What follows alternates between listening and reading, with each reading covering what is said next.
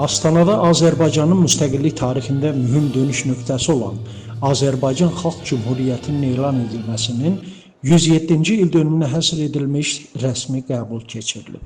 Tədbir Qazaxıstan dövlət qurumlarının nümayəndələri, beynəlxalq təşkilatların təmsilçiləri və diplomatik korpus üzvlərinin iştirakı ilə baş tutub. Azərbaycanın Qazaxıstandakı səfiri Ağalar Atamoğlanov çıxışında Xalq Cümhuriyyətinin tarixindən bəhs edərək, onun müasir Azərbaycan dövlətçiliyinin əsası olduğunu vurğulayıb.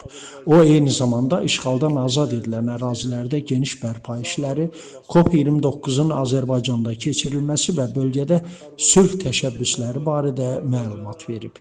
Səfir Azərbaycan-Ermənistan münasibətlərinin normallaşdırılması istiqamətində aparılan dialoqların davam etdiyini də bildirib.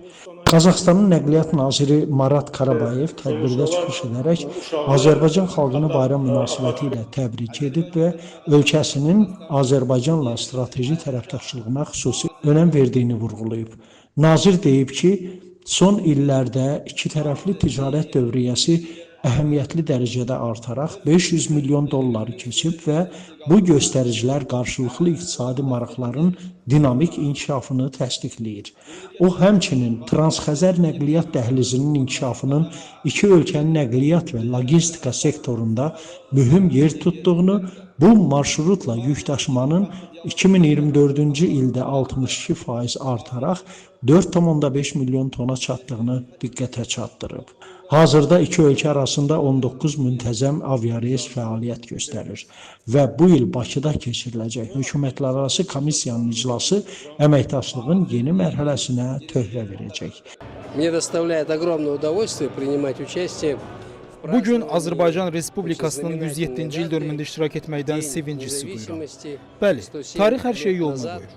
Müstəqilliyin yenidən qeyd olunması çox təqdirə layiq haldır. Ən önəmlisi, bugün Azərbaycan güclü, müstəqil, iqtisadi cəhətdən inkişaf etmiş demokratik bir dövlətdir.